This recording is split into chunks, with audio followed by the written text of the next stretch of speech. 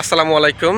নতুন আরও একটি ভিডিওতে আপনাদেরকে স্বাগত জানাচ্ছি। আমি জুনাইদ ফয়সাল। আশা করি আপনারা যে যেখানে আছেন নিরাপদে আছেন, সুস্থ আছেন এবং সুন্দরের সাথে আছেন। আমি আজকে একটি এমন দেশ নিয়ে কথা বলবো যেখানে বাংলাদেশিদের যাওয়া একটা স্বপ্ন বলা চলে। বাংলাদেশিরা সেখানে যেতে চান।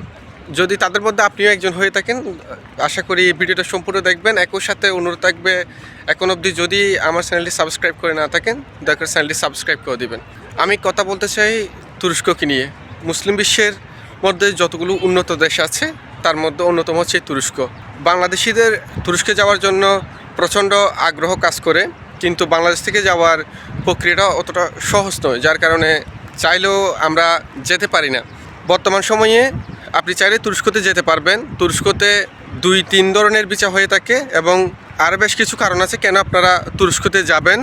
দর্শক, এই মুহূর্তে বাংলাদেশিদের বিভিন্ন দেশে ভিসা বন্ধ করে দিয়েছে।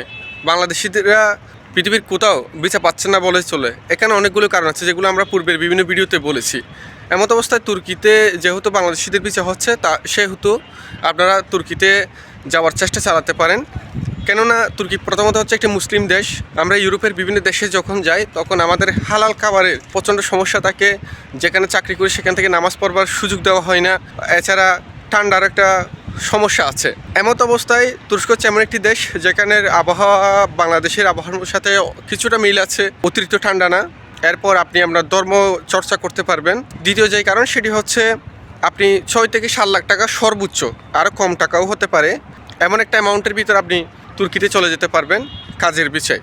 তুর্কিতে বর্তমানে জনসংখ্যার ক্রমহ্রাসমান চলছে, যার কারণে সেখানে যারা বিভিন্ন কাজে যাচ্ছে তাদেরকে নাগরিকত্ব দেওয়া হচ্ছে। যদি আপনি তুর্কিতে ভিজিট ভিসায় গিয়ে কাজের বিষয়ে কনভার্ট করেন অথবা সেখানে ব্যবসায়ী করতে যান, সেক্ষেত্রে আপনি সেখানে সিটিজেনশিপ পাবেন। তো সিটিজেনশিপ পাওয়ার একটা প্রক্রিয়া হচ্ছে আপনি 5 বছর পর্যন্ত সেখানে কাজের বিষয়ে থাকতে হবে। এরপর আপনি পার্মানেন্ট রেসিডেন্স কার্ড বা পিআরসির জন্য আবেদন করতে পারবেন। 8 বছর পর আপনি সেখানকার পাসপোর্ট হোল্ডার হবেন। এছাড়া আপনারা যদি স্টুডেন্ট বিষয়ে তুর্কিতে যেতে পারেন, সেখানেও 5 বছর পর আপনি পিআরসির জন্য আবেদন করতে পারবেন। এছাড়া সপরিবারে আপনি নাগরিকত্ব নিতে পারেন তুর্কিতে। সেক্ষেত্রে বাংলাদেশি মুদ্রায় 2 কোটি টাকার মতো ইনভেস্ট করতে হবে। যাদের অনেক টাকা পয়সা আছে, যারা বিজনেস করার মতো সক্ষমতা আছে, তারা তুর্কিতে বিজনেস করবার উদ্দেশ্যে যেতে পারেন। অর্থাৎ ভিজিট ভিসায় তুর্কিতে প্রবেশ করে সেখানে আপনি একটা লাইসেন্স করে আপনার ব্যবসায় কার্যক্রম পরিচালনা করবেন এবং আপনি নির্দিষ্ট প্রক্রিয়ার মাধ্যমে সেখানকার নাগরিকত্ব পাবেন এবং বিভিন্ন সুযোগ সুবিধা গ্রহণ করবেন। আর যদি আপনি স্টুডেন্ট হয়ে থাকেন, সেক্ষেত্রে দেখা যাবে কি আপনি তুরস্কের বিভিন্ন বিশ্ববিদ্যালয় আছে, যেমন ইজমির, আনাতোলিয়া, ইস্তাম্বুল, আঙ্কারা, এসব শহরগুলো যে বিখ্যাত বিশ্ববিদ্যালয়গুলো আছে সেগুলোতে বাংলাদেশের অসংখ্য শিক্ষার্থীকে বিভিন্ন সময় বিভিন্ন স্কলারশিপ দিয়ে থাকে। আপনারা সেগুলোর জন্য চেষ্টা চালাতে পারেন। আপনি যদি মেধাবী হয়ে থাকেন এবং আমরা একটা ভালো রেজাল্ট থাকে, আইএলটিএস করা থাকে, নির্দিষ্ট প্রক্রিয়ায় আপনি তুর্কিতে শিক্ষার্থী বিষয়ে যেতে পারেন। এখন যাদের বিজনেস করার মতো সক্ষমতা আছে তারা তো গেলেন, যারা স্টুডেন্ট আছেন যাদের রেজাল্ট ভালো বা যাওয়ার মতো সক্ষমতা আছে তারা স্টুডেন্ট বিষয়ে যাবেন। যাদের এই দুটোর কোনোটাই নেই তারা কীভাবে যেমন এর উত্তর হচ্ছে আপনারা কাজের বিষয়ে সেখানে যেতে পারেন। সেখানে 2 ধরনের কাজের বিষয়ে যাওয়া যাবে। একটি হচ্ছে আপনি স্কিল ওয়ার্কার হিসেবে, সেগুলো কনস্ট্রাকশন সেক্টর এবং ট্যুরিজম সেক্টরে আপনারা তুর্কিতে যেতে পারেন। যেমন ট্যুরিজম সেক্টরে হচ্ছে আপনার বারিস্তা, বারটেন্ডার, শেফ, এই কাজগুলোতে plumber, mason, carpenter, welding, tiles মিস্ত্রি হিসেবেও আপনারা তুর্কিতে কাজের বিষয়ে যেতে পারেন। এগুলো যাওয়ার জন্য বাংলাদেশের কিছু ভালো এজেন্সি আছে যারা তুর্কিতে লোক নিয়ে যাওয়ার কাজ করে, তার কাজের বিষয়ে নিয়ে দেওয়ার ব্যবস্থা করে। তাদের মাধ্যমে আপনারা আগাইতে পারেন। অবশ্যই ওইসব এজেন্সিকে আপনার রিকর্ড লাইসেন্স বা আরএল নাম্বার থাকতে হবে। আরএল নাম্বার না থাকলে আপনি ওইসব এজেন্সির মাধ্যমে কাজ করবেন না। এরকম একটি প্রসেস আছে যেটি হচ্ছে আপনার যদি একটা ইউরোপার সিভি থাকে, একই সাথে একটা কভার লেটার থাকে, আপনার ওয়ার্ক এক্সপিরিয়েন্স প্লাস আপনি কাজ করছেন এটার একটা প্রুফ, যেমন আপনি যে কাজগুলো করেন ওইটার কিছু ভিডিও বা ছবি নিয়ে আপনি গুগলে সার্চ করবেন, সেখানকার বড় বড় কোম্পানিগুলো বা বিভিন্ন কোম্পানিতে সেখানে সাবমিট করবেন। যদি আপনাকে তাদের যোগ্য মনে হয় তারা আপনাকে একটা ওয়ার্ক পারমিট দেবে। সেই ওয়ার্ক পারমিটের সাথে সাবসিডিয়ারি যে ডকুমেন্টগুলো লাগে সেগুলো নিয়ে আপনি ভিসা সেন্টার আছে সেগুলোতে জমা দিলে আপনাদের ভিসা হয়ে যাবে। আমাদের দেশ থেকে যখন আমরা অন্য কোনো দেশে যেতে চাই, বিশেষ করে ইউরোপের কোনো দেশে, তখন আমরা সবচেয়ে যে সমস্যাটার মধ্যে পড়ি সেটি হচ্ছে অন্য দেশে গিয়ে আমাদেরকে ভিসার জন্য কাগজপত্র সাবমিট করতে হয়। কেননা বাংলাদেশে ইউরোপের অধিকাংশ দেশেরই কোনো এমবিসি বা ভিসা অফিস নেই। সেক্ষেত্রে বাংলাদেশে তুরস্কের এমবিসি আছে ঢাকায়, একই সাথে ভিসা সেন্টার আছে, যার কারণে আপনারা তুলনামূলকভাবে অনেক সহজে ভিসা পাবেন। ভিসা নেওয়ার জন্য অন্য দেশে যেতে হবে না, ঝুঁকি ঝামেলা পোহাতে হবে না, তুলনামূলকভাবে টাকা কম খরচ হবে, যার কারণে হচ্ছে 6 লাখ টাকার ভিতরে আপনি তুরস্কের কাজের ভিসায় যেতে পারেন।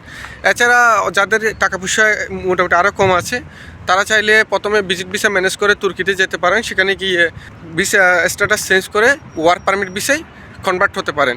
এভাবে যদি চেষ্টা করেন আমি আশা করছি আপনারা তুরস্কে যেতে সক্ষম হবেন এবং হচ্ছে আপনাদের যে একটা স্বপ্ন বা ইচ্ছা আছে তুরস্কে যাওয়ার সেটা পূর্ণ হবে। তুরস্কতে আপনি কনস্ট্রাকশন কাজে যান কিংবা ট্যুরিজম সেক্টরে কোনো কাজে যান, আপনার বেতন হবে 22 থেকে 25,000 লিরা পর্যন্ত, যেটা বাংলা টাকা 50 থেকে 70,000 টাকার মতো হয়। আপনি ওভারটাইম করলে বা অন্যান্য কাজকর্ম করলে বেশিও পেতে পারেন, তবে আমি বেশি পাবেন এমনটা বলবো না। টাকা খাওয়া অবশ্যই আপনাকে কোম্পানি প্রোভাইড করবে। শেষ 10-15 বছর ধরে তুরস্কতে তেমন বাংলাদেশি যেতে পারে নাই উল্লেখযোগ্যভাবে, কারণ হচ্ছে সিরিয়ার মধ্যে গৃহযুদ্ধ হওয়ায় সিরিয়ার অনেক মানুষ তুরস্কতে শরণার্থী হিসেবে ছিল, সেই কারণে সেখানে কনস্ট্রাকশন কাজ বলে অন্যান্য যে কাজগুলো আছে সেগুলোতে যে শ্রমিকের প্রয়োজন হতো সেই শ্রমিকগুলো অল্প টাকায় তারা পেয়ে যেত।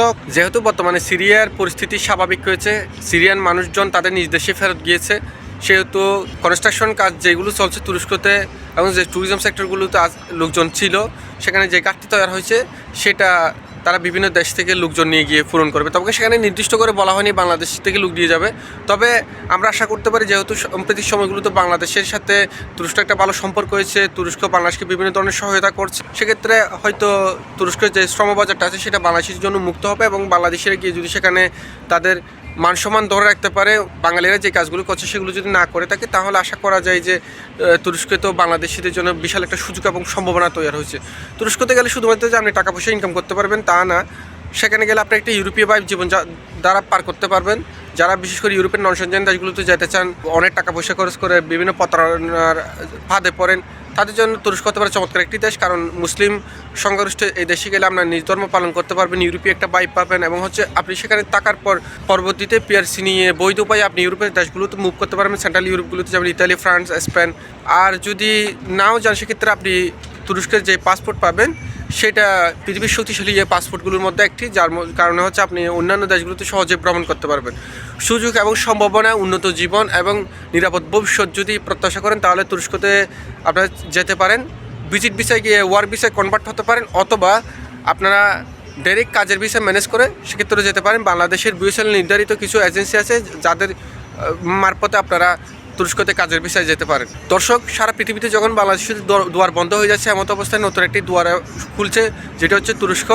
যারা যেতে চান তারা বৈধ উপায়ে যাওয়ার চেষ্টা করবেন। দয়া করে ইরান, আফগানিস্তান হয়ে বর্ডার ক্রস করে তুরস্কতে প্রবেশ করার চিন্তাভাবনা থাকলে সেটা মাথা থেকে ঝেড়ে ফেলুন। এটা শুধুমাত্র যেমন আপনাকে অনিরাপদ করবে তা না, আপনার দেশের পামমূর্তিপূর্ণ করবে। পরবর্তীতে কোনো বাংলাদেশি যদি বৈধ উপায়ে তুরস্কে প্রবেশ করতেছে সেক্ষেত্রে তাকে ভিসা দেওয়া হবে না, তার ভিসা পাওয়ার সম্ভাবনা কিনে হয়ে আসবে। এমন কোনো কাজ করবেন না যেটা আপনি নিজের দেশের এবং আপনার পরবর্তী কোনো বাংলাদেশি ভাই বোনের উপর সমস্যা তৈরি করে। আশা করি আপনাদেরকে বোঝাতে পেরেছি। এরপরে তুরস্কের কাজের বিষয় সংক্রান্ত কোনো প্রশ্ন থাকলে অবশ্যই কমেন্টে করে দিবেন, আমি চেষ্টা করবো আপনাদেরকে সেসব প্রশ্ন উত্তর দিতে। নতুন কোনো তথ্য পেলে অবশ্যই আপনাদেরকে জানিয়ে দেবো। ততক্ষণ সবাই ভালো থাকবেন, সুস্থ থাকবেন, সুন্দর সাথে থাকবেন। আসসালামু আলাইকুম।